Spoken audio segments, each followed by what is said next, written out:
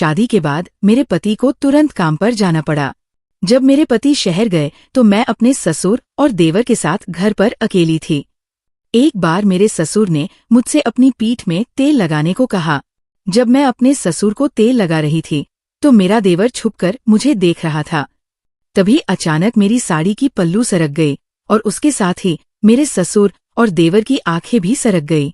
फिर उन दोनों ने अपने घोड़े को तेल पिलाया और पूरी रात बिना रुके मुझे हेलो दोस्तों, आज की इस कहानी में आप सभी का स्वागत है। मेरा नाम अवनी है और मेरी अभी अभी शादी हुई है। शादी के बाद मैं ऐसे घर में आई जहाँ एक भी औरत नहीं थी। मैं दिखने में बहुत ही हसीन, सुंदर और अमीर घर की लड़की थी। जब मैं 10वीं कक्षा में थी तब मेरे माता पिता ने मेरी शादी तय कर दी थी। अब मैं 12वीं कक्षा में आ गई थी। तब मेरी शादी दीपक से हो गई। शादी की पहली रात ही दीपक अपने काम से शहर गया हुआ था, लेकिन शादी की पहली रात के बाद जब मैं सुबह उठी तो सामने अपने ससुर को देखी। मैंने उन्हें अपने कमरे के बाथरूम से बाहर आते देखी। शादी के बाद कुछ दिनों तक मैं चुप चुप खामोश रहती थी, क्योंकि मुझे अपने ससुर के सामने बोलने से डर लगता था। अब मेरे पति के शहर चले जाने के बाद मेरा देवर जो 21 साल का था और मेरे ससुर जो 48 साल के थे, मैं उन दो पुरुषों के साथ उस घर में अकेली महिला थी। शादी के दूसरे दिन मैं अपने ससुर की भारी आवाज सुनी और तब से मैं उनके सामने अपना सिर झुका के रहने लगी। मेरे ससुर थोड़ा इधर उधर घूमते रहते थे और मेरा छोटा देवर मेरे आगे पीछे रहता था। मेरे देवर का नाम सोनू था और मेरे देवर मुझे मेरे नाम से ही बुलाता था। मैं उसके बड़े भाई की पत्नी थी, लेकिन मैं उससे उम्र में छोटी थी, इसलिए वो मुझे मेरे नाम से ही बुलाया करता था। शादी के कुछ दिनों बाद मुझे बहुत बेचैनी होने लगी थी और मुझे अपने पति दीपक की बहुत याद आने लगी थी। मैं इस वक्त ऐसी हालत में थी कि मैं अपने कमरे से बाहर घर में नहीं जा सकती थी, क्योंकि मेरे घर में 2 मर्द रहते थे। उस दिन दोपहर का खाना बनाते समय अचानक मेरे पेट में दर्द हुआ और मैं रोने लगी। मेरे रोने की आवाज सुनकर मेरा देवर सोनू किचन में आ गया। उसने कहा, भाभी आप ऐसे क्यों रो रही हो? मैं उसे ये नहीं बता सकती थी कि मैं क्यों रो रहा हूँ, लेकिन फिर मैं सोची कि शायद मेरा देवर मेरा रोना रोक सकता है। फिर मैंने उसे अपने रोने की वजह बताई। मैंने अपने देवर से बोली कि मुझे अपने पति की बहुत याद आ रही है। फिर उसने कहा, भाभी मैं अभी भाई को बुलाता हूँ। उसने तुरंत अपने मोबाइल फोन से मेरे पति को फोन किया और उसने मेरी उससे बात कराई। मेरे पति दीपक ने कहा, मैं अभी कुछ दिन और काम में बिजी रहूंगा।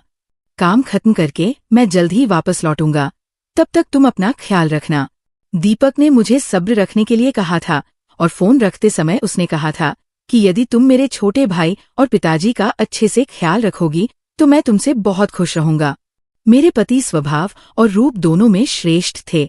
मैं अपने हस्बैंड को बोलते हुए सुनी थी कि उनकी खुशी अपने पिता और भाई को खुश करने में थी और मैं भी अपने ससुराल वालों को खुश रखना चाहती थी। दीपक से बात करने के बाद मेरे चेहरे पर एक अलग सी खुशी थी। कुछ ही मिनटों में मेरा चेहरा बुरी तरह सूज गया। तभी मेरा देवर सोनू ने मुझे एकदम से गले लगा लिया और वह बोला, भाभी अब तो आप खुश होना, ऐसे मत रोया करो। अगर आपको कुछ महसूस हो तो प्लीज आकर मुझे बताइएगा। मेरे देवर सोनू का स्वभाव मेरे पति जैसा ही था, बिल्कुल भोला भाला। कभी वो मुझे भाभी कहता था तो कभी मेरे नाम से बुलाता था। अब धीरे धीरे मेरी सोनू से बात होने लगी। मुझे कुछ चाहिए होता था तो मैं सोनू से कह देती थी, क्योंकि अभी तक मेरी अपने ससुर से आमने सामने बात नहीं हुई थी। उस शाम जब ससुर घर आए तो लंगड़ा कर चल रहे थे। उनके कपड़े भी कीचड़ से भरे हुए थे। उस समय सोनू भी घर पर नहीं था, वह किसी काम से बाहर गया हुआ था। अपने ससुर को ऐसे मिट्टी के कपड़े में देखकर मैं समझ गई कि ये कहीं गिर गए होंगे। मेरे ससुर घर आए और मुझे बाहर से आवाज देकर बुलाया। मैं तुरंत बाहर निकली और उनसे उसका बैग ले लिया। मेरे ससुर ने मुझसे पानी का मोटर चालू करने को कहा। उसने मेरे सामने अपना कुर्ता उतार दिया। वो मेरे सामने सिर्फ एक छोटी सी पैंट में थे। मुझे अपने ससुर को इतनी छोटी पैंट में देखकर बहुत शर्म आ रही थी, लेकिन अभी घर पर कोई नहीं था, इसलिए मजबूरन मुझे उनकी मदद करनी पड़ी। मेरे ससुर मुझसे उन पर पानी डालने के लिए कहे। मैं उनके शरीर पर पानी डाल रही थी और ससुर जी अपने शरीर से मिट्टी साफ कर रहे थे। जब मैं अपने ससुर के शरीर पर पानी डाल रही थी तो हमारे दरवाजे से गुजर रहा एक मर्द मुझे अलग ही नजरों से देख रहा था। मेरे सामने मेरे ससुर आधे कपड़े पहने खड़े थे, लेकिन वे बिल्कुल भी शर्मीले नहीं थे। वो मेरे सामने अपने नंगे बदन के साथ खड़ा थे। वे इतने बूढ़े भी नहीं थे। मुझे उन्हें देखकर शर्म आ रही थी। फिर ससुर जी ने मुझे थोड़ा पास बुलाए और पानी डालने को बोले। उन्होंने कहा कि तुम इतनी दूर से पानी डाल रही हो, पानी मुझ पर जोर से लग रहा है, इसलिए पास आकर खड़े हो जाओ। जब मैं उनके पास गई और पानी डालने लगी तो वे मुझे अपने पीठ की मैल को मुझे साफ करने के लिए बोले। फिर मैं ससुर जी की पीठ को मलने लगाई और समय समय पर वे मेरा हाथ पकड़ते और कहते कि इसे साफ करके ये हाथ घुमा दो। मैं अपने ससुर के हाथ अपने हाथ से हटा रही थी। तभी मेरा देवर सोनू घर आ गया। उसने मुझे अलग नजर से देखा और फिर उसने मेरे हाथ से पानी का पाइप ले लिया। फिर उसने कहा, मैं पिताजी के शरीर पर पानी डालूंगा, भाभी आप घर जाओ। मैं अपने ससुर के शरीर पर पानी डालते समय काफी भीग गई थी, इसलिए घर आते ही मैं अपने कमरे में गई और अपनी भीगी हुई साड़ी बदल ली। जैसे ही मैं दूसरी साड़ी पहनकर कमरे से निकलने लगी, तभी मेरे कमरे का दरवाजा बजा। मैं बाहर दरवाजे पर गई, तभी दरवाजे के बाहर मुझे गीले पैर के निशान दिखे। जैसे ही मैं उस पैर के निशान को ध्यान से देखी तो मुझे वे गीले पैर सोनू के कमरे में जाते दिखे।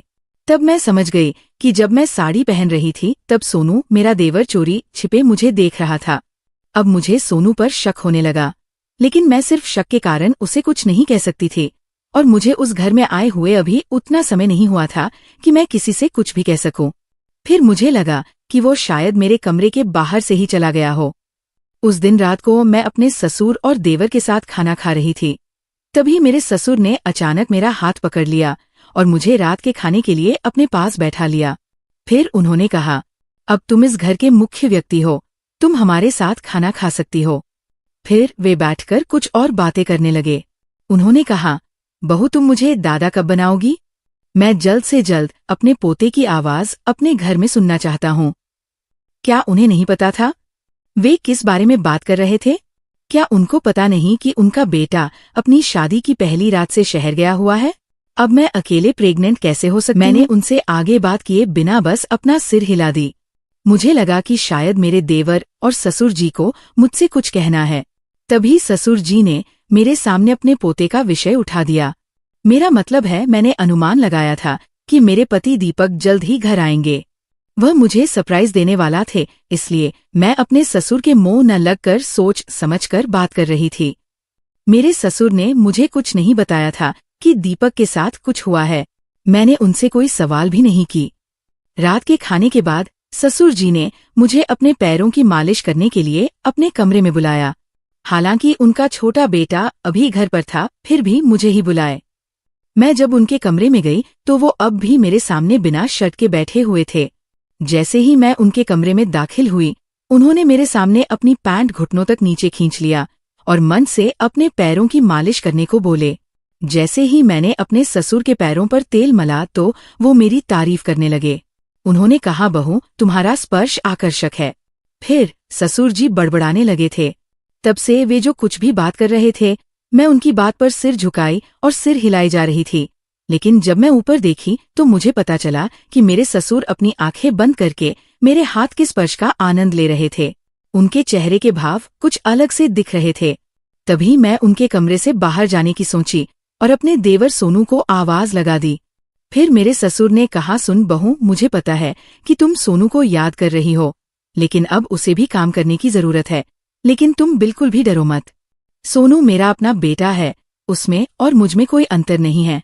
अगर तुम्हें कुछ महसूस हो तो अवश्य आकर मुझे बताना। ससुर जी मुझसे बात कर ही रहे थे कि बाहर से सोनू को खांसी आने लगी। उसकी आवाज देखकर मेरे ससुर को लगा कि शायद सोनू उनके कमरे के बाहर है, तब उन्होंने उसे आवाज दिया। दरअसल सोनू ससुर के कमरे के बाहर ही खड़ा था। कुछ ही देर में वह कमरे के अंदर आ गया। ससुर सोनू को नाराज करना चाहते थे क्योंकि वह कमरे के बाहर क्या कर रहा था, लेकिन वो बात बदलकर मुझसे कहने लगे कि जब भी मैं घर पर न रहूं तो तुम सोनू को बता देना कि तुम्हें क्या चाहिए। सोनू दीपक का भाई है। दीपक, मैं और सोनू हम तीनों एक ही है। तुम हमारा ख्याल रखो, हम तुम्हारा ख्याल रखेंगे। ससुर जी की नज़र में हमारा ख्याल रखने का अलग ही मतलब था और मुझे धीरे धीरे इसकी आदत हो रही थी। इसलिए मैंने उन्हें प्रणाम किया और अपने कमरे में चली गई। अगली सुबह जब मैं उठी तो देखा कि मेरा देवर सोनू मेरे बगल में सोया हुआ है। सोनू मेरे बगल में सो रहा था, लेकिन इससे भी अधिक चौंकाने वाली बात ये थी कि मेरे ससुर भी मुझे मेरे कमरे के बाथरूम से बाहर आते हुए दिख रहे थे। कल रात उसने मुझसे कहा कि हम दोनों तुम्हारे लिए दीपक की तरह है, और आज जाकर मुझे उनकी बातों का मतलब समझ में आया। आखिर उस घर में मेरे साथ क्या हो रहा था? मुझे कुछ समझ नहीं आ रहा था। ससुर जी मेरे कमरे से बाहर गए। फिर मैंने अपनी आंखें पूरी खोल दी और उठकर बिस्तर पर बैठ गई। जागते ही मैंने सोनू को भी जगाया। फिर मैं उससे बोली, सोनू तुम कहाँ आकर सोए हो? सोनू कहने लगा, अरे भाभी आप डरो मत। रात को अचानक मेरे कमरे का पंखा बंद हो गया, इसलिए मैं नींद में ही अपने बगल वाले कमरे में घुस गया। अब जब आपने मुझे जगा दिया है तो मैं समझ गया कि मैं रात को तुम्हारे कमरे में आया था। रात के अंधेरे में मुझे कुछ दिखाई नहीं दे रहा था, इसलिए मैं गलती से यहाँ पर आ गया। मुझे क्षमा करें और इतना डरने की जरूरत नहीं है। रात को पिताजी आपको बताएंगे कि दीपक भाई क्या है और मैं क्या हूँ। भाई के बाद इस घर पर मेरा ही अधिकार है। घर पर अधिकार होने के साथ साथ इस कमरे में भी मेरा अधिकार है। मैं सोनू को अच्छी तरह समझ गई, लेकिन वह बोलने में बहुत असभ्य था। सुबह उसने मुझसे असभ्य भाषा में बात की थी। उसका ये सब कहना मेरे लिए बहुत बड़ी बात थी, इसलिए मैं अपने पति दीपक को उसके छोटे भाई के व्यवहार के बारे में बताने वाली थी। अब मैं दीपक के घर आने का इंतजार कर रही थी।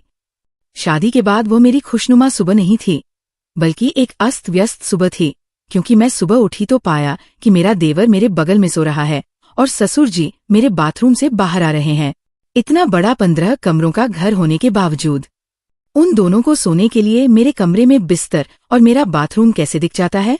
सुबह से मैं अपने कमरे में बैठी बहस कर रही थी, तभी मुझे बाहर से अपने ससुर की आवाज सुनाई दी। मैं जल्दी से बिस्तर से उठी और कमरे से बाहर चली गई। मैंने 10 मिनट में नाश्ता बनाकर उनके सामने रख दिया। नाश्ता करते समय ससुर जी ने सोनू से कहा, दोपहर को जब प्लम्बर मिस्त्री बाहर के बाथरूम में नल चेक करने आएगा तो तुम घर पर ही रहना, क्योंकि बहू घर में अकेली है। हमारे घर में सिर्फ मेरे कमरे में ही मेरा अलग बाथरूम था, बाकी सबके लिए एक कॉमन बाथरूम था।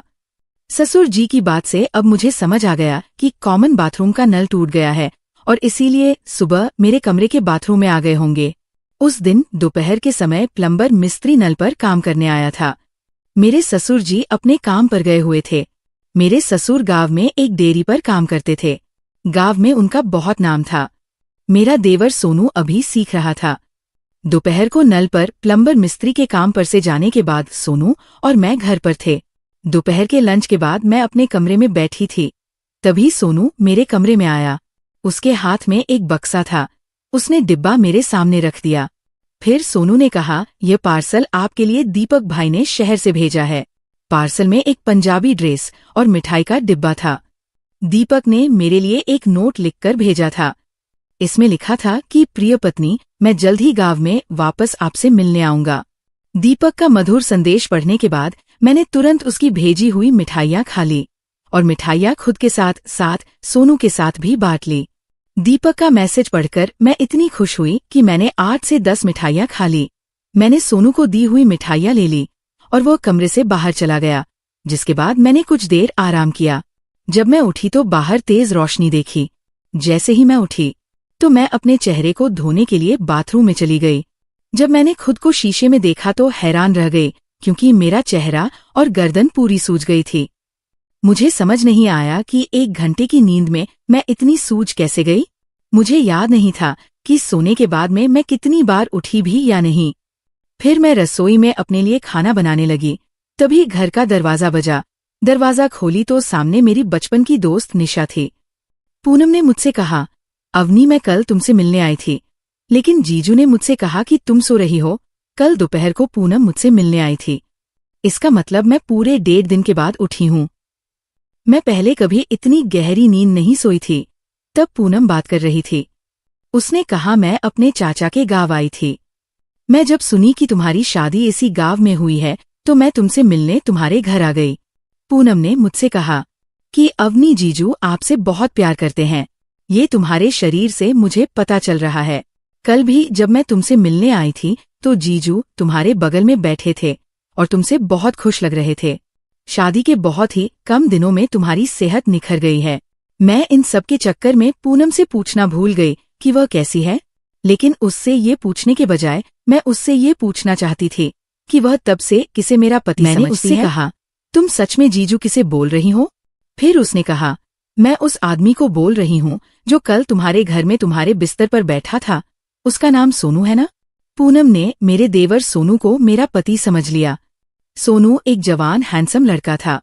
किसी को भी ऐसी गलतफहमी होना स्वाभाविक था, इसलिए मैंने उससे कहा, सोनू मेरा पति नहीं है, वह मेरा छोटा देवर है। मेरे पति शहर में नौकरी करते हैं, जल्द ही वो मुझे शहर ले जाएंगे। फिर पूनम ने कहा, मुझे ये सुनकर अच्छा लगा कि जीजू शहर में नौकरी करते हैं, लेकिन अवनी, जब तुम्हारे पति शहर में हैं तो तुम यहाँ गांव में अपने ससुर और देवर के साथ क्या कर रही हो? कल जिस तरह तुम अपने बिस्तर पर अपने देवर के साथ बैठी थी, मुझे लगा कि वह तुम्हारा पति है। इतने बड़े घर में अकेली एक महिला है। ये सब देखकर मुझे लगता है कि तुम्हें यहाँ सावधान रहना चाहिए, अन्यथा जितनी जल्दी हो सके अपने पति के साथ शहर चली जाओ। पूनम ने कुछ ही मिनटों में माहौल को बेहद गंभीर बना दिया था, लेकिन उसने जो भी कहा वह सही था। मुझे भी अब घर में उन दो आदमियों के साथ रहना सुरक्षित महसूस नहीं हो रहा था। उनका बातचीत, मेरे देवर का आगे पीछे घूमना, वो सारी चीजें कुछ अलग ही दर्शा रही थी। अब तो हद हो गई। मैं लगभग 1.5 दिन तक सोती रही और घर में किसी ने मुझे इस बारे में कुछ नहीं बताया। मुझे समझ नहीं आया कि एक ही रात में मेरा शरीर अचानक इतना अच्छा कैसे हो गया। जैसे ही पूनम ने माहौल को गंभीर बनाया, उसने मुझे फिर से चिंतन में डाल दिया। वो बोली, जीजू शहर में नौकरी करते हैं तो उनके पास मोबाइल फोन तो होगा ही। क्या वे सोशल मीडिया पर होंगे? मैंने उससे कहा, मुझे इस बारे में कुछ नहीं पता, मेरे पास अपना मोबाइल फोन भी नहीं है। इस पर पूनम ने कहा, तुम बस मुझे जीजू का नाम बता दो, मैं सोशल मीडिया पर उनका नाम सर्च करती हूँ। पूनम ने कुछ ही देर में अपने बड़े मोबाइल में दीपक का नाम सर्च किया। वहां मुझे दीपक की कई तस्वीरें देखने को मिली। पूनम को मैं थैंक यू बोली, जिसके कारण मुझे दीपक की कई अच्छी तस्वीरें देखने को मिली, लेकिन मैं कुछ समझ ना पाई। तभी दीपक की तस्वीरें देखने के बाद पूनम तुरंत अपने घर चली गई। पूनम बचपन से ही अपने माता पिता के साथ शहर चली गई थी, तो उसके माता पिता ने उसे अच्छी शिक्षा दी थी और इसीलिए वह इन सभी चीजों से अच्छी तरह वाकिफ थी। मुझसे बातचीत के बाद पूनम अपने मामा के घर के लिए रवाना हो गई। उसके जाते ही ससुर जी और मेरा देवर घर आ गए।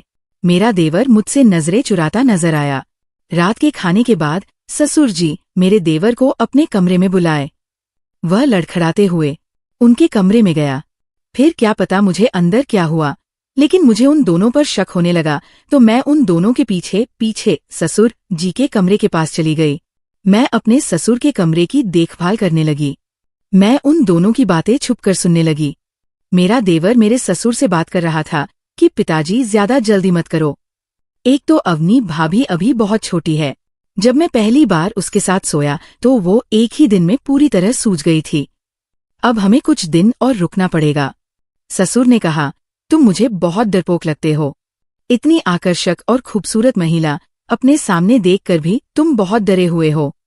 अब मुझे कुछ मत बताना, मुझे 2 दिन में रिजल्ट चाहिए। ससुर जी सोनू से कैसा रिजल्ट की बात कर रहे थे, मुझे कुछ भी पता नहीं चला।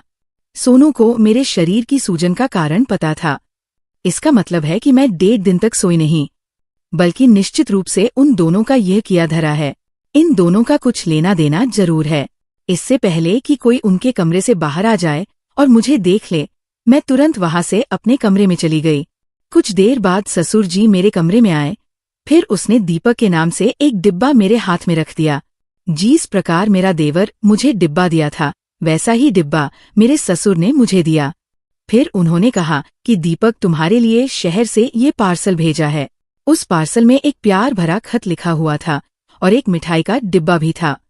ससुर जी मुझसे वो मिठाई खाने की जिद करने लगे। उन्होंने कहा, दीपक ने खासतौर पर तुम्हारे लिए शहर से ये मिठाई भेजा है। मैंने उनके सामने मिठाई मुंह में रखी और खाने का नाटक करने लगी। जैसे ही मेरे ससुर मेरे कमरे से बाहर निकले, मैं बाथरूम में गई और मैं जो भी मिठाई खाई थी उन्हें तुरंत बाहर निकाली और चुपचाप अपने बिस्तर पर जाकर सो गई। फिर थोड़ी देर बाद मेरे कमरे का दरवाजा खुलने की आवाज आई। तभी मैंने अपनी आंखें कसकर बंद कर ली। अचानक मुझे महसूस हुआ कि कोई मेरे बगल में बैठा है। फिर मेरे बदन पर कुछ चलने का एहसास हुआ, जिससे मैं बिल्कुल डर गई थी। उसके बाद मुझे मेरे नीचे में कुछ चुभने का एहसास हुआ। तभी मैं झट से उठकर अपने कमरे की लाइट जला दी। जैसे ही मेरे कमरे की लाइट जली, मेरी सहेली पूनम मेरे कमरे के बाथरूम से हाथ में लाठी लेकर बाहर निकली और मेरे बगल में मेरा देवर बैठा था। उसे देखकर पूनम ने उस पर लाठी चला दी। तब मेरा देवर डर गया और बोला कि भाभी, मैंने कुछ नहीं किया है, वह पीटने से बचने के लिए ऐसा कहा। फिर मैं उससे पूछी कि इस घर में मेरे साथ वास्तव में क्या हो रहा है। सोनू से बोली, निशा ने तुम्हारी सारी रिकॉर्डिंग अपने मोबाइल में कर ली है। अब तुम यहाँ मेरे साथ क्या करने आए हो? सब कुछ सच सच बताओ, वरना ठीक नहीं होगा। अगर तुमने सच नहीं बताया तो मैं तुम्हें पुलिस के हवाले कर दूंगी। फिर मेरा देवर बताना शुरू किया। उसने कहा, अवनी भाभी, आपकी शादी आपके लिए बहुत बड़ा खतरा है। पिताजी की जिद के कारण दीपक भाई ने आपसे शादी किया जब आप नाबालिग थी। तो पिताजी ने आपकी शादी दीपक भाई से करा दिया, लेकिन उसके बाद दीपक भाई शहर में पढ़ने चले गए थे। तब वहां दीपक भाई को एक लड़की से इश्क हो गया और वह उसके साथ वही शादी कर लिए। फिर भाई ने पिताजी के डर से अपनी शादी के बारे में नहीं बताया। तब पिताजी ने भाई की शादी आपसे करवा दिया, लेकिन भाई आपसे शादी नहीं करना चाहते थे, लेकिन पिताजी के डर से उनको आपसे शादी करना ही पड़ा। लेकिन शादी के बाद भाई ने पिताजी को सब बात बता दी। अब पिताजी को अपनी प्रतिष्ठा की चिंता है, तो पिताजी ने मुझसे तुम्हारे करीब आने को कहा, ताकि तुम एक बार गर्भवती हो गई तो तुम ये जानकर मुझसे शादी करने के लिए तैयार हो जाती, और इसके हवाला तुम्हारे पास कोई दूसरा रास्ता नहीं रहता, क्योंकि दीपक भाई अब गांव आने को तैयार नहीं हैं। कुछ दिन बाद आपके परिवार वाले पूछेंगे कि दीपक कहाँ है, तो इससे पहले कि बदनामी हो जाए, पिताजी अपना सर झुका देंगे, ताकि लोग समझे कि बहू बुरी निकली। वह अपने देवर के साथ रंगरेलियां मना रही है और उसके बच्चे की माँ बनने वाली है। इस तरह से बदनामी तुम्हारी ही होती, पिताजी की नहीं। इसलिए पिताजी ने ये सारा खेल रचाया है। दीपक भाई ने आपके लिए शहर से कोई पार्सल नहीं भेजा था। 2 दिन पहले जो पार्सल मैं तुम्हारे लिए लाया था, वह पिताजी ने मुझे दिया था। वह नोट पिताजी ने खुद लिखा था और मुझे नहीं पता था कि पिताजी ने उस मिठाई में कौन सी दवा डाल दी है। भाई ने खत भेजा है। उस खुशी में आपने सारी मिठाइयाँ खा ली और इस कारण आप पूरे 1.5 दिन तक सोती रहीं। फिर मैंने प्लान के मुताबिक तुम्हारे साथ वो सब करना चाहता था, लेकिन जब भी मैं तुम्हें छूता तो नींद में तुम्हारा मासूम चेहरा देखकर मुझे तुम्हारे साथ कुछ भी बुरा करने की इच्छा नहीं होता। तुम्हारे करीब आने से पहले मैं पिताजी की बातों में आ चुका था और तुम्हारे साथ कुछ भी करने को तैयार था, लेकिन जब सोते हुए मैंने तुम्हारा मासूम चेहरा देखा तो मुझे खुद पर शर्म आने लगी कि मैं ऐसे किसी के साथ कुछ गलत कैसे कर सकता हूँ। इसलिए मैं सारी रात तुम्हारे पास बैठकर गुजार देता और सुबह होते मैं बाहर चला जाता, और इतनी देर तक सोने से आपका पूरा शरीर सूज गया है। अपने देवर की मुंह से सारी सच्चाई सुनकर मेरे पैरों तले जमीन हड़बड़ाकर हिल गई। जिस आदमी से मेरी शादी हुई थी, उसने कभी मुझे अपनी पत्नी नहीं माना। दीपक जिस लड़की से प्यार करता था, उसके साथ शहर में जीवन शुरू करने के लिए स्वतंत्र था, लेकिन उसने अपने पिता के डर के कारण मुझसे शादी करके मेरी जिंदगी बर्बाद कर दी। ससुर जी अपनी बात और मान पर अड़े रहे। अगर सास होती तो एक बार इन लोगों की बातों के बजाय अपने बेटे की बात को प्यार और समझ के साथ सुन लिया होता तो ये सब भ्रम नहीं होता। कल दोपहर को मैं पूनम के मोबाइल में दीपक की सोशल मीडिया प्रोफाइल देखी थी। मैंने उसमें एक लड़की के साथ उसकी तस्वीरें देखी थीं और तभी मुझे पता चला कि कुछ तो गड़बड़ है। फिर मुझे लगा कि अब तो मेरी जिंदगी बर्बाद हो जाएगी, लेकिन सोनू ने ऐसा नहीं होने दिया। उसने मेरे और अपने बारे में सोचे बिना ये सोचे कि लोग क्या कहेंगे, फिर उसने मुझसे शादी का प्रस्ताव रखा। सोनू ने मेरी जिंदगी बर्बाद किए बिना मुझसे शादी का प्रस्ताव रखा तो मैं उससे शादी के लिए तैयार हो गई। फिर सोनू ही मेरी जिंदगी बन गया और मुझसे शादी कर लिया। हमारी शादी के बाद मेरे ससुर ने दीपक को माफ नहीं किया। मैं भी अपने ससुर को समझ गई कि उनकी अपनी पुरानी सोच विचार ने उनको ऐसी हालत में डाल दिया था, इसलिए मैंने अपने ससुर को माफ कर दिया और अब हम तीनों खुशी खुशी अपने घर में रहने लगे। 1 साल बाद मैं अपने ससुर को दादा बना दी। एक चीज का ध्यान रखिए, आप लोग क्या कहेंगे। इसके बारे में सोचने के बजाय सोचे कि आपके बच्चे क्या महसूस करते हैं और वे क्या चाहते हैं। कभी कभी माता पिता के साथ ऐसा हो सकता है कि वे अपनी इच्छा के अनुसार अपने विचारों को अपने बच्चों पर थोप देते हैं। इसीलिए पहले बच्चों का विचार करना जरूरी समझे। तो दोस्तों, मुझे उम्मीद है कि आपको ये कहानी पसंद आई होगी। अगर आपको ये कहानी पसंद आई हो तो इस वीडियो को लाइक करें और इसी प्रकार की कहानी सुनने के लिए हमारे चैनल को सपोर्ट करें। धन्यवाद। हेलो दोस्तों, आज की कहानी बेहद रोमांटिक है। कहानी का फुल मजा लेने के लिए प्लीज लास्ट तक बने रहे। मेरी सासू माँ बहुत खुले विचारों वाली और बेबाक महिला थी। उनकी बातें सुनकर मैं तो दंग रह गया था। उन्होंने मुझसे पूछा, क्या तुमने पहले कभी किसी से प्यार किया है? मैंने कहा नहीं, बस हाथ चलाया है।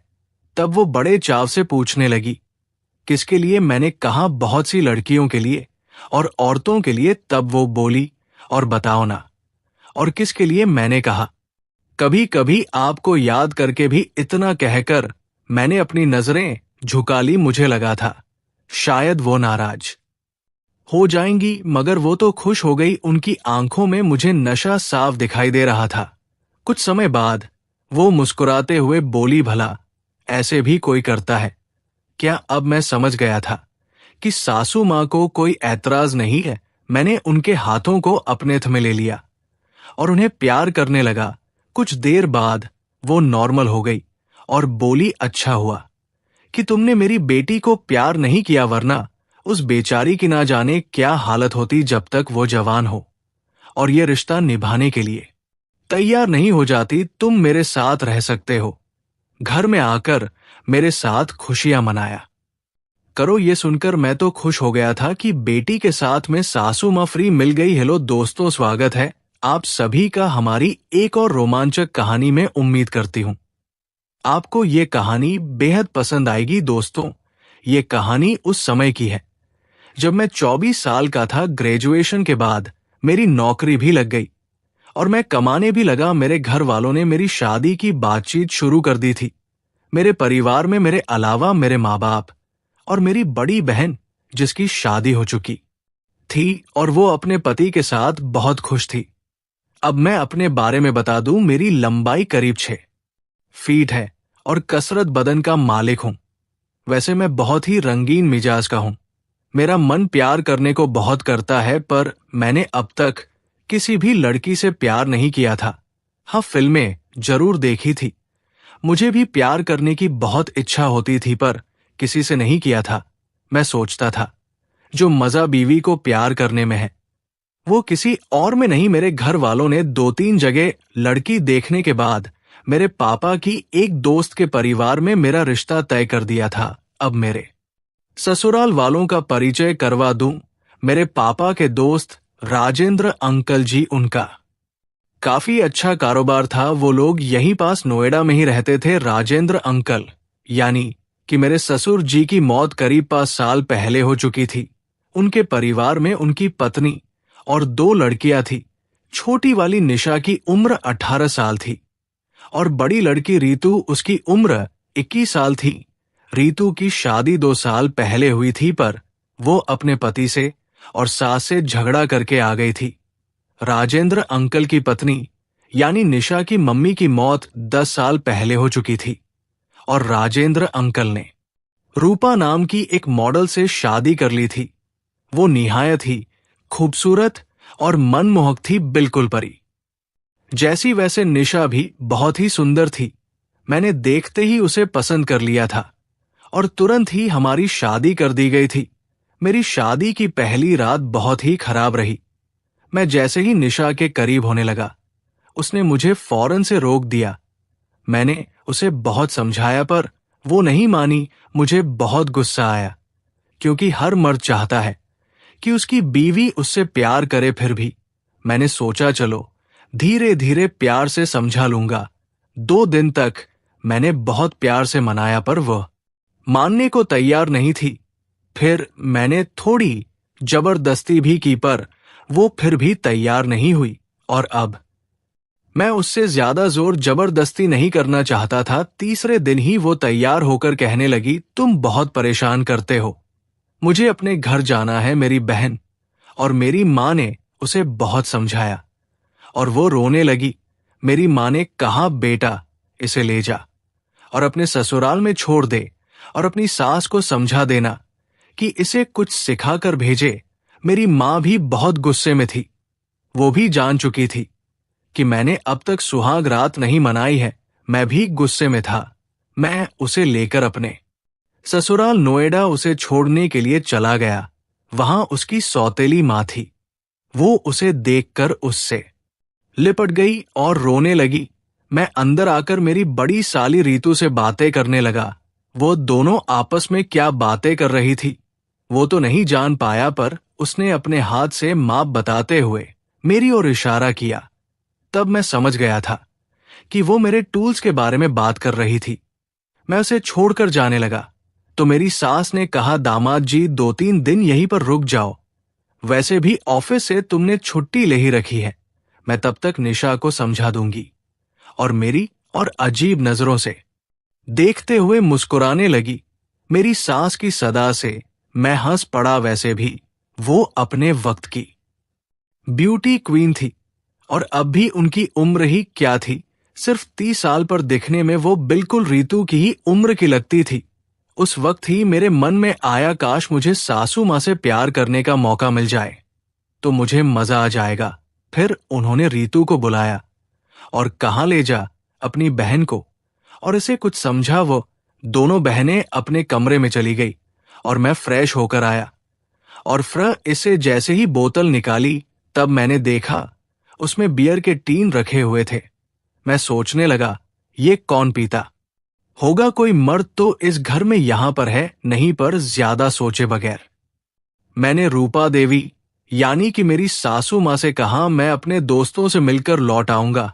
वो बोली, ठीक है। मैं वहां से निकलकर अपने कुछ दोस्तों से मिलने चला गया। शाम के करीब 9 बजे मैं लौट आया। साथ ही मैं बियर के कुछ टीन लेकर आया था। मैं जब वापस आया तब निशा और रीतू घर पर नहीं थी। वो कहीं अपनी सहेली के घर गई हुई थी। मेरी सास रूपा मेरा इंतजार कर रही थी। मेरे आते ही उन्होंने मेरे हाथ से बियर वगैरह ले लिया और बोली, खाना खाओगे क्या? मैंने कहा, निशा और रीतू ने खा लिया। क्या? वो बोली, वो दोनों तो अपनी सहेली के घर गई हुई है, आज वहीं पर रुकेंगे, उसके भाई की शादी है। फिर बोली, मैंने फ्राइड चिकन और मटन बनाया है, कहो तो खाना लगा दूं। मैंने कहा, ले आओ साथ मिलकर खा लेते हैं। कुछ उसने खाना लगाया और मेरे लिए गिलास ले आई। मैंने कहा, रूपा जी आपको भी मेरा साथ देना होगा। वो मना करने लगी, ना बाबा ना। मैंने कहा, अब बनो मत, मैं फ्रिज में बियर के टीन देख चुका हूं। मेरे साथ पीने में भला क्या हर्ज है, आओ ना, मजा आएगा। फिर वो भी मान गई और बोली, ठीक है मैं अभी आई। वह थोड़ी देर में वापस आ गई, मगर अब नजारा बदल चुका था। उन्होंने अपनी साड़ी निकालकर नाइटी पहन ली थी। सासू जी का गोरा रंग उसमें बहुत ही ज्यादा खिल रहा था। अब उस कमरे में सिर्फ मैं और सासू माँ ही थे। मैंने उनके लिए ड्रिंक बनाया और साथ में खाना खाते हुए ड्रिंक करने लगे। करीब 3 टीन हम दोनों ने खाते हुए पूरे पी लिए थे। खाने के बाद जैसे ही सासू माँ मुझसे बातें करने लगी, मैंने उनको पहली रात वाला किस्सा सुनाया, तब वो दंग रह गई। मेरी सासू जी की उम्र 32 साल है। वो बड़े ही प्यार से मुझसे बात कर रही थी। मैंने उनको जब ये बात बताई तो पहले वो थोड़ी सी घबराई, मगर बाद में हंसने लगी। मुझे उनके प्रताप पर बहुत गुस्सा आने लगा था। मैंने 2 पैग और बनाए। उन्होंने पीते हुए धीरे से मेरा हाथ अपने हाथ में ले लिया और बोली, जाने दो ना दामाद जी, अभी वो नई कली है, अभी तक किसी से प्यार नहीं किया है ना, इसलिए जानती नहीं है। मैंने कहा, पर उसकी बड़ी बहन तो शादीशुदा है। वो तो जानती थी। वो थोड़ा नर्वस होकर बोली, नहीं, वो भी पति का प्यार लिए बगैर ही आ गई है। मैंने कहा, वो क्यों? तब वो बोली, शादी की पहली रात को ही उसका पति कारगिल चला गया था, अब तक नहीं आया। उसने सिर्फ उसे देखा ही था और फोन आते ही वो चला गया। तुम चिंता ना करो, मैं उसको सब समझा। उनकी खुली बातें सुनकर तो मैं दंग रह गया था। उन्होंने फिर मुझसे पूछा, दामाद जी तुमने पहले कभी किसी को प्यार किया है? मैंने कहा नहीं, सिर्फ हाथ चलाया है। तब वो बड़े चाप से पूछने लगी, किसके लिए? मैंने कहा बहुत सी लड़कियों के लिए और औरतों के लिए। उन्होंने कहा, और बताओ ना, और किसके लिए? मैंने कहा कभी कभी आपको याद करके भी। और फिर मैंने अपनी नजरें झुका ली। मुझे लगा था वो शायद नाराज हो जाएंगी, मगर वो तो खुश हो गई थी। उनकी आंखों में मुझे नशा साफ साफ दिखाई दे रहा था। कुछ देर बाद वो हंसते हुए बोली, भला ऐसे भी कोई करता है? या मैंने उनके हाथ अपने हाथों में लिए और प्यार करने लगा। कुछ देर बाद वो नॉर्मल हो गई। वो बोली, अच्छा हुआ कि तुमने मेरी बेटी को अभी तक प्यार नहीं किया, वरना उस बेचारी का ना जाने क्या होता। जब तक वो इस रिश्ते को निभाने के लिए तैयार नहीं हो जाती, तुम मेरे साथ रह सकते हो। घर में आकर मेरे साथ खुशियां मनाया करो। मैं तो खुश हो गया था कि बेटी के साथ मां भी फ्री मिल गई। उसे शायद अब भी काफी तकलीफ हो रही थी। वो उठकर बाथरूम जाने लगी, पर वो ठीक से चल नहीं पाई। बाथरूम से लौटकर वो विस्की की बोतल ले आई और 2 पैक बनाकर हम दोनों ने पिए। वो बोली, दामाद जी, आनंद तो बहुत आया पर तकलीफ भी बहुत है। विस्की पीते हुए कब सुबह होने को आई पता ही नहीं चला। हम एक दूसरे के साथ कब सो गए पता ना चला। जब उठे तब 8 बज चुके थे। मेरी बड़ी साली आ चुकी थी और वो हम दोनों को इस हालत में देख चुकी थी। वो उठकर जाने लगी तो ठीक से चल भी नहीं पाई। बाहर निकली तो उनकी नजर रीतू पर पड़ी। वो एकदम से सहम गई। मैं भी बाहर आया। मैंने सोचा चलो अच्छा है, इसे पता चल गया। अब मेरा काम और आसान हो जाएगा, हो सकता है ये भी मुझे मिल जाए। वो बोली, रीतू क्या बात है? निशा कहाँ पर है? रीतू हड़बड़ा कर बोली, वो अभी आ रही है। फिर उसने कहा, मॉम तुम जीजू के कमरे में क्या कर रही थी और ये लड़खड़ा कर क्यों चल रही हो? तब वो हंसते हुए बोली, कुछ नहीं, बस टांग की थोड़ी सी नस दब गई है, इसलिए वो ऐसे चल रही है। रीतू हंस पड़ी और कुछ नहीं बोली। सासू मां तुरंत बाथरूम में चली गई। रीतू मेरे पास आई और बोली, जब इनकी ये हालत है तो तुम निशा की क्या हालत करोगे? फिर मुझको चढ़ाते हुए अपने कमरे में भाग गई। मैं बाथरूम गया और फ्रेश होकर आ गया। तब तक निशा भी आ गई थी। वो रूपा से बातचीत कर रही थी और मुझे देखकर थोड़ा डर भी रही थी। मेरी सास ने मुझसे कहा, मैंने उसे समझा दिया है, धीरे धीरे वो समझ जाएगी कि शादी के बाद क्या होता है। मैंने उन्हें खींचकर अपनी तरफ किया और कहा, समझ जाए तो ठीक है, वरना तुम तो हो ही। वो हम मुस्कुराकर अलग हो गई और बोली, दामाद जी समझा करो, उन दोनों ने देख लिया तो गजब हो जाएगा। मैंने कहा, रीतू तो देख चुकी है, अब डर काहे का? पर वो हम मुझसे अलग होकर मुस्कुराते हुए बोली, सब्र कर लो मेरे राजा, आज निशा के साथ तुम्हारी सुहागरा जरूर होगी, पर मुझे मत भूल जाना। अब मैं तुम्हारे बिना रह नहीं पाऊंगी। तुमने मेरी भावनाओं को फिर से जगा दिया है। मैं नाश्ता करने के बाद चला गया, अपने दोस्तों से मिला और हम बार में पीकर फिल्म देखने चले गए। फिल्म बहुत ज्यादा रोमांटिक थी। फिल्म देखते हुए मैं कई बार बेताब हो गया था। प्यार का बुखार मेरे सर पर चढ़कर बोलने लगा था। घर लौटते समय मैं फिल्म के सीन्स को बार बार सोच रहा था और जब भी उन्हें सोचता, निशा और रीतू का चेहरा मेरे सामने आ जाता, तब मैं बेकाबू होने लगा था। मैंने आज फैसला कर लिया था कि आज अगर निशा अपनी मर्जी से राजी नहीं होगी तो मैं पता नहीं क्या कर दूंगा। मैं अपने ससुराल जाने लगा था। मैं बेकाबू हो रहा था। मैंने मन बना लिया था कि आज चाहे जो भी हो, अपनी पत्नी को या रीतू को जरूर प्यार करूंगा। और अगर वो भी राजी नहीं हुई तो अपनी सासू मां तो है ही। घर पहुंचने पर रीतू ने दरवाजा खोला।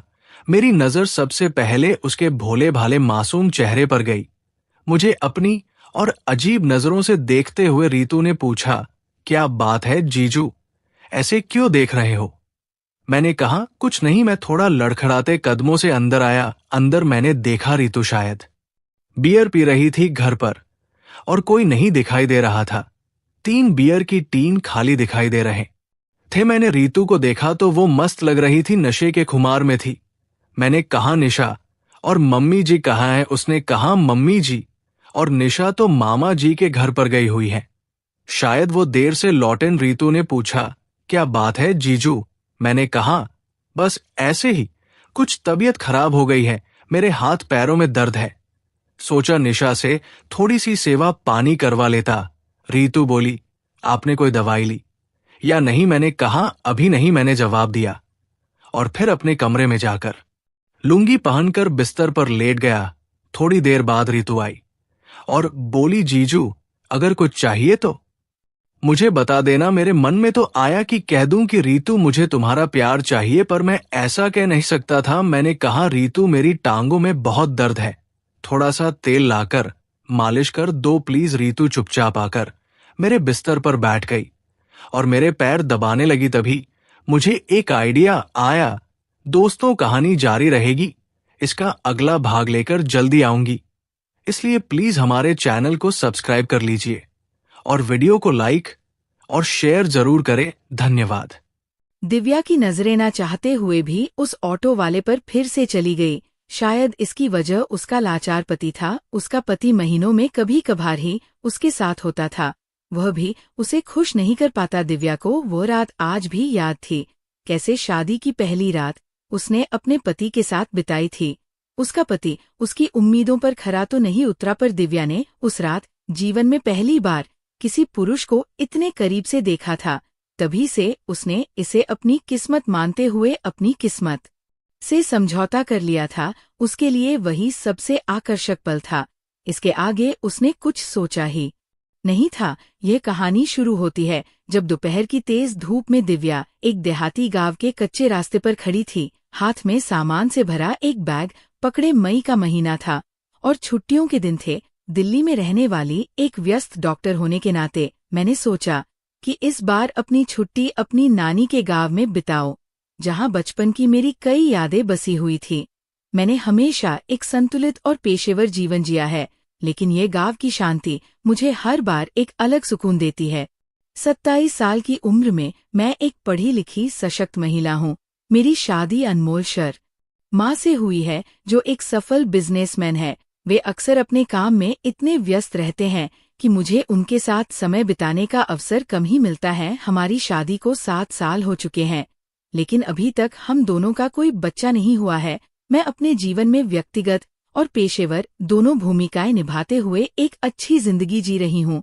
मेरा खूबसूरत सा चेहरा देखकर किसी के अंदर भी भाव जागने लग जाते थे। मेरा दूध जैसा गोरा बदन और उसमें से आती मन को मोह लेने वाली खुशबू, जिसको छूने की चाहत हर एक मर्द में थी। लेकिन कभी कभी मुझे महसूस होता है कि मेरी जिंदगी में कुछ अधूरापन है। शायद ये वही खालीपन है जिसे मैं इस छुट्टी के दौरान भरने की कोशिश कर रही हूँ। गांव की शांति, सादगी और अपनेपन में मुझे वो सुकून मिलता है जिसे मैं शहर की चकाचौंध में ढूंढने की कोशिश करती हूँ, पर नहीं पाती। ऐसे समय में जब मैं शहर के आरामदायक माहौल में रहने की आदी थी, आज मैं खुद को एक देहाती गांव के कच्चे रास्ते पर अकेली खड़ी हूँ। मेरा इरादा काफी समय बाद अपने गांव जाने का था, लेकिन मुझे पता नहीं था कि यहाँ की बस एक ही समय आती है और वह बस अब जा चुकी थी। मेरा मोबाइल भी सिग्नल नहीं पकड़ रहा था और इस हालत में मैं धूप में खड़ी थी, जहाँ गर्मी की तेज तपन मुझे बेचैन कर रही थी। शहर की ऐसी वाली जिंदगी के विपरीत इस गांव की गर्मी मेरी सहन शक्ति से बाहर थी। धूप में खड़े होने के कारण पसीने से मेरा पूरा शरीर तर हो चुका था।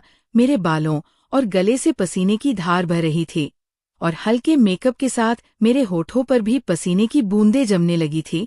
मैं बार बार अपना चेहरा और हाथ साफ कर रही थी, लेकिन गर्मी ने मुझे पूरी तरह से परेशान कर रखा था। मैंने एक स्लीवलेस ब्लाउज और हल्की शिफॉन साड़ी पहनी हुई थी, जिससे कुछ राहत तो मिल रही थी, लेकिन फिर भी पसीने के कारण ये साड़ी मेरे शरीर से चिपक गई थी। गांव की गर्मी और स्थिति में भी मैं अपने आप को स्थिर रखने की कोशिश कर रही थी। ये सफर मेरे लिए एक अलग अनुभव था, लेकिन मैंने इसे एक चुनौती के रूप में लिया। मेरे कपड़े और पसीने की वजह से मुझे असहजता महसूस हो रही थी, मगर फिर भी मेरे बदन से मेरे फेवरेट ड्रेंट की भीनी भीनी खुशबू आ रही थी, जिससे मुझे थोड़ा सुकून जरूर मिल रहा था। तभी अचानक मैंने अपने सनग्लासेस को उठाया और देखा कि सामने से एक देहाती ऑटो रिक्शा मेरी तरफ आ रहा था। इस तपती धूप में ये ऑटो मेरे लिए एक उम्मीद की किरण जैसा लगा। हालांकि मुझे ये नहीं पता था कि यह उम्मीद मेरी जिंदगी की दिशा को हमेशा के लिए बदलने वाली है। ऑटो धीरे धीरे मेरी ओर आ रहा था और उसमें कुछ लोग बैठे हुए थे। इस ऑटो के मालिक था रामदास और उसमें बैठे थे गांव के दो निकम्मे इंसान, आजाद और अनमोल, जिनकी उनकी छवि उतनी अच्छी नहीं थी।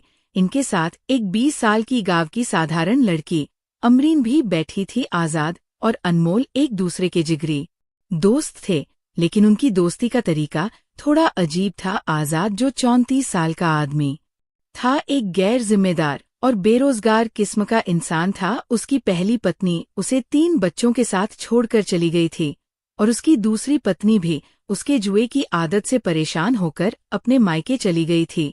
उसकी दूसरी पत्नी भी पेट से थी। जुए और शराब की लत में हमेशा धुत रहने वाला आजाद को अपनी बीवियों के चले जाने से कोई फर्क नहीं पड़ता था। वो गांव की दूसरी भोली भाली औरतों को भी अपना शिकार बनाता रहता और चोरी या मजदूरी करके अपनी जिंदगी चला रहा था। अनमोल, जो 28 साल का था, ऑटो चलाने का काम करता था। आजाद के साथ रहने के कारण उसने भी जुए की आदत अपना ली थी और दोनों की दोस्ती समय के साथ और गहरी होती गई थी। गांव में लोग कहते थे, जैसा संग वैसा रंग, और अनमोल इसका जीता जागता उदाहरण था। अनमोल सेठ रामदास का ऑटो चलाता था। उसके बदले में उसे थोड़ी मजदूरी भी मिल जाती थी। अनमोल के लिए रामदास का ऑटो चलाना एक अच्छा अवसर था, क्योंकि इससे उसे काम भी मिल जाता और उसकी बीवी सुषमा देवी को टटोलने का मौका भी। रामदास की पत्नी सुषमा देवी एक प्रभावशाली महिला थी, जिनका रुतबा गांव में बहुत था। 41 साल की उम्र में भी वो काफी हरी भरी और जवान दिखती थी, हमेशा एक अलग प्रकार की ऊर्जा से लवरेज। हर इतवार अनमोल जब रामदास के घर जाता तब वो उसके घर के सारे काम भी करता था और साथ ही सुषमा देवी की सेवा भी। कभी कभार रामदास काम के मामले में शहर गया होता तो इतवार को सुषमा देवी अनमोल से ना जाने क्या क्या काम करवा लेती थी।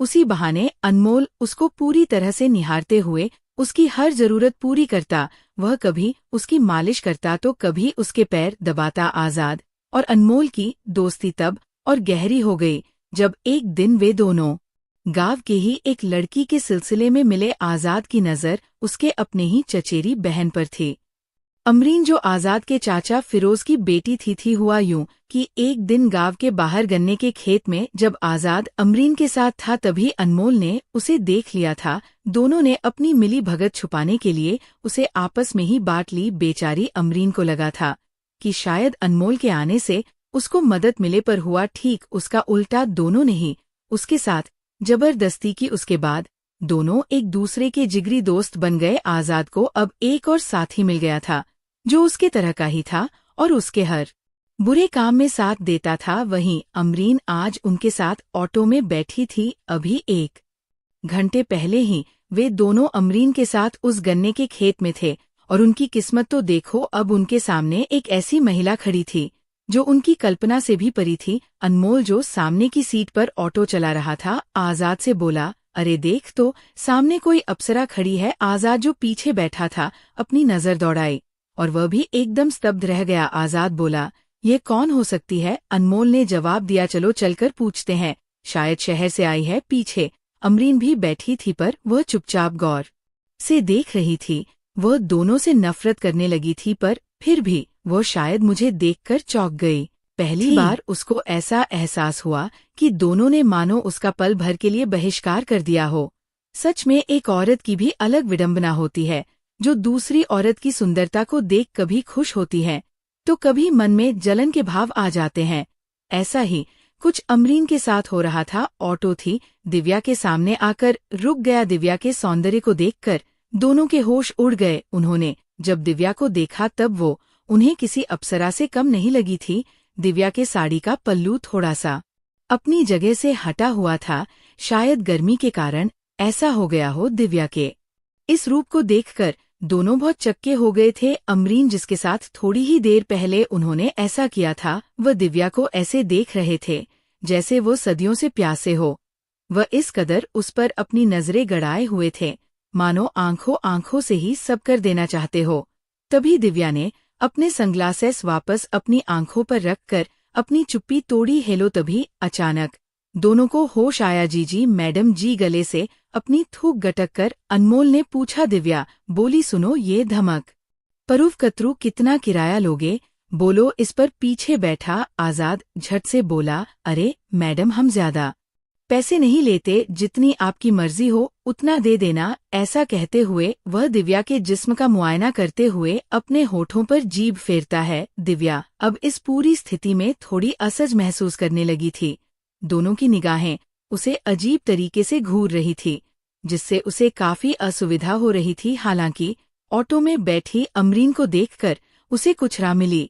ये देखकर कि दो पुरुषों के साथ एक महिला भी थी, दिव्या को थोड़ा सुकून महसूस हुआ। गर्मी और देरी को नजरअंदाज करते हुए उसने कहा ठीक है 0-0 दूंगी, ये ठीक रहेगा। अनमोल जो पैसों के मामले में बेहद सटीक था ने तुरंत हामी भर दी और दिव्या को ऑटो में बैठने का इशारा किया। इस बीच आजाद ने अमरीन को थोड़ा किनारे कर दिया और ऑटो से बाहर आ गया। आइए मैडम जी आप चिंता ना करें, ऑटो को अपना ही समझिए, सामान भारी लग रहा है, हम उठा देते हैं। आजाद ने सामान शब्द का थोड़ा अलग अंदाज में इस्तेमाल किया, लेकिन उसकी निगाहें दिव्या पर टिकी थी। उसने जल्दी से दिव्या का बैग उठाकर ऑटो में रख दिया, लेकिन तब भी उसकी नजरें दिव्या के शरीर पर ऐसी चल रही थी जैसे वह कोई मूर्तिकार हो और दिव्या उसकी मूरत। हालांकि दिव्या ने इस पर ज्यादा ध्यान नहीं दिया। सामान रख दिया है, अब आप भी आराम से बैठ जाएं, आजाद ने विनम्रता से कहा। उसका सामान जो बस एक बैग ही था, उसको आजाद ने ऑटो के अंदर रख दिया। खुद बीच में बैठकर उसने दिव्या को बैठने को कहा। दिव्या को उसका मदद करने का तरीका अच्छा लगा। दिव्या के बारे में अगर और बताए तो वो भले ही पढ़ी लिखी हाई सोसाइटी में रहने वाली, अपने काम में माहिर, संतुलित, प्रोफेशनल, खूबसूरत और राजसी महिला थी, पर वह दिमाग से ज्यादा शातिर नहीं थी। उसे ऊंच नीच की समझ नहीं थी, इंसान पहचानने में उसको उतनी महारत नहीं थी। इसलिए जब भी कोई भीड़ में कभी उसके पृष्ठभाग को गलत तरीके से छू देता तो उसको लगता शायद उसी की गलती होगी या भीड़ की वजह से ऐसा हुआ होगा। इसका कारण ये था क्योंकि वह जिस परिवार से थी वहाँ सब शरीफ लहजे के ही लोग थे। कभी तो वह अपने मरीजों का इलाज भी बिना कोई फीस लिए कर देती। अपने पेशे से प्यार करने वाली दिव्या हर इंसान की आदतों को एक बीमारी का रूप देकर उसको निहारती थी, ना कि शक के नजरिए से। ऐसी तन से सुंदर और मन से नादान महिला आज इन हैवान के साथ उन्हीं के ऑटो में बैठ गई थी। ना जाने उसके जीवन में अब कौन सा बदलाव आने वाला था। शायद शहर की डॉक्टर साहिबा के जीवन में आने वाले ये बदलाव नए रोमांचक अनुभवों का उपहार देने वाले थे, जो शायद उसको हमेशा याद रहेंगे। ऐसी तन से सुंदर और मन से नादान महिला आज इन हैवान के साथ उन्हीं के ऑटो में बैठ गई थी। ना जाने उसके जीवन में अब कौन सा बदलाव आने वाला था। शायद शहर की डॉक्टर साहिबा के जीवन में आने वाले ये बदलाव नए रोमांचक अनुभवों का उपहार देने वाले थे, जो शायद उसको हमेशा याद रहेंगे। अनमोल ने ऑटो स्टार्ट कर दिया और ऑटो धीरे धीरे चल पड़ा। उसने सामने लगे मिरर में झांका और आजाद की हरकतों पर हल्का सा मुस्कुरा दिया। तो चले मैडम जी, धमक आपू पहुंचा देंगे, आपको और कोई शिकायत का मौका नहीं मिलेगा, विनो ने कहा और ऑटो गांव की ओर चल पड़ा। गांव की कच्ची सड़कों पर हिलता डलता ऑटो, अनजान लोग और पुरानी गांव की यादें दिव्या के मन में बचपन की तस्वीरें ताजा कर रही थी। वो सोचने लगी कि कैसे वो बचपन में उन्हीं गलियों में खेला करती थी, लेकिन अब जिंदगी और जवानी के इस नए दौर में वह एक नए अनुभव और सफर की ओर बढ़ रही थी, जो उसे नई यादें और एक अनोखा अनुभव देने वाला था। ऑटो में दिव्या और अमरीन के बीच आजाद बैठा था, एक 33 साल का काला आदमी जिसने लुंगी और एक जालीदार बनियान पहनी हुई थी। मुंह में तंबाकू की दुर्गंध और बदन से पसीने की बदबू। उसको ऐसा लग रहा था मानो वह किसी परी के साथ सैर पर निकला हो। उसने ऐसी हुस्न की देवी जीवन में पहली बार इतने करीब से देखा था। जब वो शहर जाता तब वो अक्सर कोठे पर जाता, वहां पर अलग अलग लड़कियां और औरतें उसे मिलती जो अमीर लोगों के साथ जाती थी। उनको देखकर वह अपनी कड़की जेब का गुस्सा दूसरी लड़कियों पर निकालता। अनमोल का हाल भी कुछ ऐसा ही था। आज उसके ऑटो की इज्जत बढ़ गई थी, जाने क्यों। उसको आज खुद पर और रामदास पर बहुत फक्र महसूस हो रहा था। सच में वह पल कुछ ज्यादा ही हसीन था। ऑटो में दिव्या की खुशबू और आजाद की बदबू दोनों ही अपना अपना गजब ढा रहे थे। तभी आजाद के दिमाग में एक शैतानी सुझाव आया। उसने जानबूझकर अपना मुंह अमरीन की तरफ फेर दिया। अमरीन, जो कि एक सलवार कमीज में बैठी थी, सांवले रंग की, एक 19 साल की देहाती जवान लड़की थी, जिसको ये दोनों हैवान अपने सुख के लिए इस्तेमाल किए जा रहे थे। वो अभी अभी इनका शिकार हुई थी और चुपचाप बैठी थी। उसकी भोली शक्ल देखकर आजाद को आज उस पर बड़ा प्यार आया था। उसके गले पर कुछ निशान थे जो इन दोनों ने उसे उपहार के तौर पर दिए थे। आजाद ने खुशी के मारे उसको अपने पास खींचा और उसके पेट पर कसकर चिटी काट ली। अचानक हुए इस हमले से अमरीन चिल्लाई। तभी दिव्या का ध्यान उसकी ओर चला गया और सामने ऑटो चला रहे अनमोल ने भी अपने कान पीछे कर दिए। अरे मेरी जान, मेरी बेगम, अब तक नाराज हो क्या? अपने मियाँ से ज्यादा नाराज नहीं रहते? तू तो मेरी बीवी है ना। आजाद ने जानबूझकर दिव्या के सामने अमरीन को अपनी बीवी कह रहा था, बल्कि अमरीन उसके सगे चाचा की औलाद थी। ये सुनकर अमरीन खुद बकी बक्की रह गई। उसे नहीं पता कि जाने आजाद के दिमाग चल रहा था। उसने देखा दिव्या चौंक गई है। बस तुरंत आजाद ने उसकी तरफ मुंह किया और बोला, देखिए ना मैडम जी, यह हमारी बेगम हमसे नाराज हो गई है, आप ही कुछ बोलिए ना। आप पढ़ी लिखी लग रही। दिव्या थोड़ी हैरत से बोली, व्हाट आई मीन, मैं क्या बोलूं? यह आपका आपसी मामला है और ना ही मैं आपको हूँ इस पर। आजाद बोला, अरे मैडम जी, खाक आपस का मामला है। अब हम धमक पूब भी तो वही जा रही हो, तो हम सब एक ही हुए ना। दिव्या बोली, नो नो, आई मीन बेशक मैं पढ़ी लिखी हूँ और मैं एक डॉक्टर भी हूँ और गांव में कुछ दिन रहने के लिए आई हूँ और कुछ दिनों के बाद फिर वापस चली जाऊंगी। अनमोल झट से सामने से बोला, ओ तो आप डॉक्टर है मैडम जी? आजाद बोला, अरे मैडम जी, हमारे गांव में एक डॉक्टर मैडम आने वाली थी, कब से हमें उनका ही इंतजार था। चलो फिर वो आप ही है। अब समझा। दिव्या इन बातों से अनजान थी। उसने इस गलतफहमी को दूर करने के लिए कहा, अरे नहीं, मैं वह नहीं हूँ, वह कोई और होगा। मैं यहाँ अपने नाना नानी के घर रहने आई हूँ, माधव जी के यहाँ। अनमोल, जो सब गांव की खबर रखता था, उसने झट से पूछा, अच्छा मतलब आप ठाकुर माधव जी की पोती है? बड़े ही नेक दिल आदमी थे, लेकिन वो तो चल बसे इस पर। दिव्या बोली, हाँ वह तो है, बस नानी से मिलने आई हूँ। बहुत दिनों के बाद पुराना मकान देखने को भी मिलेगा। अच्छा मतलब वो बड़ा वाला बंगला वहीं जाना है ना? आपको मैडम जी हम छोड़ देंगे, आपको वहां तक। हमारा घर भी उससे थोड़ा आगे नदी किनारे ही है। सुषमा देवी के घर का काम करते समय वह अक्सर माधव जी के घर भी आता जाता रहता था, जैसे कोई सामान, राशन या व्यापार का लेन देन, इसलिए सुषमा देवी उसको ही वहां भेजती थी। इसी कारण उसको दिव्या को जानने में देरी नहीं हुई। आजाद, जो अब तक अनमोल की बातें सुन रहा था, उसकी बात बीच में काटते हुए बोला, अरे अनमोल, तू भी क्या मैडम जी को परेशान कर रहा है? यह हमारे गांव की मेहमान है और अपने ही गांव की है। तू कुछ मत बोल मैडम जी पर। हमने सुना है वहां इतने बड़े बंगले में सिर्फ 2-3 लोग ही रहते हैं। अगर आपको किसी मदद की जरूरत हो तो आप हमें जरूर याद कर लीजिएगा, हम हाजिर हो जाएंगे। आजाद की इस बार बार मदद करने वाली बात करने पर दिव्या सोचने लगी कि चलो ये तो अच्छी बात है, गांव के लोग बहुत खुले विचारों के हैं। पर दिव्या को आजाद के इस मदद करने के पीछे की मंशा का पता नहीं था। अपनी और एक भद्दी सी मुस्कान देकर आजाद अमरीन की ओर मुंह करके देखता है और उस पर फिर से एक चुम्मा जड़ देता है। देख अरीन, हमारे गांव में अब डॉक्टर साहिबा आ गई हैं, अब हम सबका इलाज हो जाएगा। आजाद अमरीन से बातें करते हुए इस तरह से पेश आ रहा था कि उसे देखकर दिव्या शर्म से अपनी नजरें झुका लेती। वो करती भी क्या, मियाँ बीवी समझकर वो उनको शर्माते हुए इग्नोर कर रही थी और खुद शर्म से पानी हो जाती। ये सब आगे शीशे में देख रहे अनमोल को आजाद से इतनी जलन हो रही थी कि उसको लगा ऑटो से उतर कर खुद उसकी जगह बैठ जाए। आजाद ने कहा, अरे डॉक्टर साहिबा, आपका स्वागत है हमारे गांव में। हम कब से किसी डॉक्टर साहिबा का इंतजार कर रहे थे। आज आपके दर्शन से तो मानो हमारे भाग्य खुल गए। यह कहते हुए उसकी नजरें दिव्या के पूरे बदन का मुआयना कर रही थी। ऑटो जैसे ही खराब सड़क पर आता वह जरा सा हिलता और उसके हाथ दिव्या के बदन से छू जाते, पर वह कुछ कर नहीं सकता था। तो उसकी खीज वो बगल में बैठी अमरीन पर निकालता आजाद का बायां हाथ अमरीन के कंधों पर था और मुंह दिव्या की ओर, मानो वह कोई कुआं हो जिसके पानी से वह अपनी प्यास बुझाना चाहता हो। ये सब देखकर उसके मुंह में पानी आ जाता, जिसे वो वापस निगलने के अलावा कुछ और नहीं कर सकता था। दिव्या थी ही इतनी खूबसूरत, अपनी आंखों से वह दिव्या को घूर रहा था।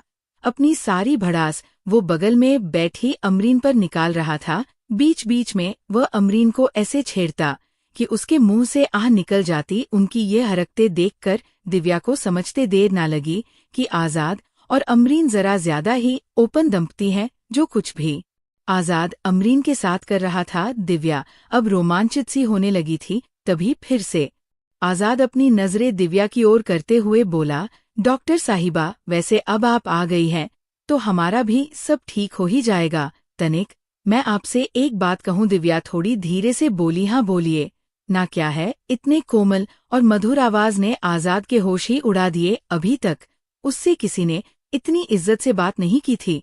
यहाँ तक उसके खुद की बीवियां भी उसको गुस्से में गाली गलौच देकर ही बात करती थी। दिव्या उसके खुलेपन से और अमरीन के साथ किए गए हरकतों से असहज होती हुई और शर्माते हुए नजरें बचाकर उससे बात कर रही थी। और वही दूसरी तरफ आजाद अपनी नजरों का पूरा इस्तेमाल करके उसके शरीर के कोने कोने का जायजा ले रहा था। आजाद दिव्या के ड्रेंट की खुशबू लेते हुए बोला, वैसे आप डॉक्टर नहीं लग रहे हो। उसके लिए वो खुशबू किसी जन्नत से कम नहीं थी। उसमें दिव्या की खूबसूरती और व्यक्तित्व के मिठास की भीनी सुगंध भी आ रही थी। खुद को हद से ज्यादा साफ रखने वाली दिव्या अपने हर एक अंग का बखूबी ख्याल रखती थी। अपने पति के साथ जब भी वह किसी क्लब या किसी पार्टी में जाती तो सब उसके खूबसूरती के चर्चे करने लगते। कुछ दिलफ किस्म के मरीज तो बस उसको देखने के लिए ही उसके क्लिनिक के चक्कर काटते रहते। नियमित योग, वॉक और हेल्दी का भरपूर इस्तेमाल करके वह अपनी बॉडी को फिट रखती थी। उसके बदन पर कभी बाल आते ही नहीं थे, फिर भी वह महीने में कभी वैक्स और ना जाने और कई तरह के नुस्खे इस्तेमाल करती थी, जिसके कारण उसकी त्वचा बहुत मुलायम और चमकती रहती थी। दिव्या ने पहली बार आजाद की आंखों में देखा और चौंक कर बोली, ओ ऐसा क्यों? पढ़ी लिखी दिव्या को लगा शायद वह उसे अनपढ़ तो नहीं समझ रहा, लेकिन वो नहीं जानती थी कि ये बोलने के पीछे उसका क्या शातिर दिमाग हो सकता है। आजाद भी झट से बोला, मतलब आप तो किसी हीरोइन की माफिक लगती हो। और बनावटी हंसी हंसते हुए अपने गंदे दांत दिखाता रहा। दिव्या इस बात पर जरा शर्मा गई और थोड़ा सा मुस्कुराई। स्वाभाविक है, हर स्त्री को अपने सौंदर्य की स्तुति अच्छी लगती है और वह इसका जवाब सिर्फ शर्मा कर मुस्कुराते हुए देती है। दिव्या भी शर्मा कर आजाद की बात टालते हुए बोली, आप भी ना बस कुछ भी। हालांकि दिव्या को उसकी ये बात पसंद आई थी। उसकी हंसी को देखकर अनमोल ने कहा, हाँ आजाद भाई, ये तो है ये। सुनते ही दिव्या शर्म से और लाल हो गई। उस ऑटो में एक हीरोइन की तस्वीर लगी थी, वह भी सिर्फ बिकिनी पहने हुए। आजाद ने अपना हाथ उस फोटो पर फेरते कहा, बात तो ठीक कही अनमोल तूने। मैडम जी है बिल्कुल इसी हीरोइनी के माफिक। कितनी खूबसूरत है मैडम जी, हम गलत नहीं कह रहे हैं, आप सच में उसी के जैसी हो, बल्कि मैं तो कहूँ तो उससे भी सुंदर। दिव्या शर्म से लाल हो रही थी और वह एक प्यारी सी मुस्कान के साथ बोली, अब बस हाँ, इतनी तारीफ भी मत करो। कहा वह हीरोइन, और कहा मैं जिसको एक्टिंग भी नहीं आती। आप दोनों भी ना। दिव्या की चेहरे पर हंसी देख आजाद को अब ये विश्वास होने लगा थे कि मछली जाल में फंस तो गई है, बस अब उसे डिब्बे में उतारना है। वैसे भी आजाद अपनी बातों से ही औरतों को फंसा था।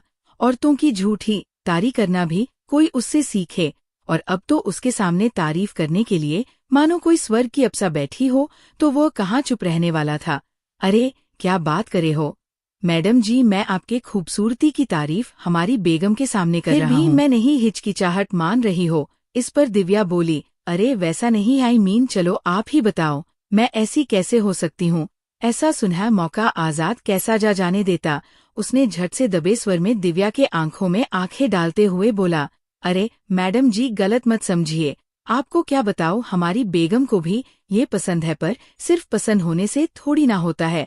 इसको ऐसे कपड़े पहना दिए तो इस बावली को कैसे लगेंगे, मगर आपको अगर ऐसे कपड़े पहना दिए ना तो ये अनमोल इसकी फोटो निकालकर आपकी फोटो ना लगा दे तो बोलना आप इससे कहीं खूबसूरत लगोगी उस हीरोइन के फोटो पर हाथ फे आजाद ने जो बात कही, उससे दिव्या को 440 वोल्ट का झटका लगा पर अपनी इतनी तारीफ सुनकर वो गर्व महसूस कर रही थी और बस अपनी प्यारी सी मुस्कान से बयां करती रही। दिव्या की हर कातिल हंसी पर आजाद अपनी खींच अमरीन पर निकालता था और वह भी शायद अब उसके हमले के मजे ले रही थी। अनमोल ने अचानक एक सुनसान मोड़ पर ऑटो रोक दिया। वहां एक मोड़ था, कच्ची सड़क थी और बहुत सारी झाड़ियां।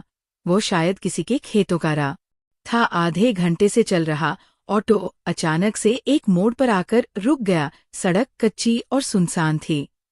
दिव्या को लगा कहीं गाँव तो नहीं आ गया। उसने अपने मोबाइल में देखा तो अभी तक उस पर कोई सिग्नल नहीं बता रहा था।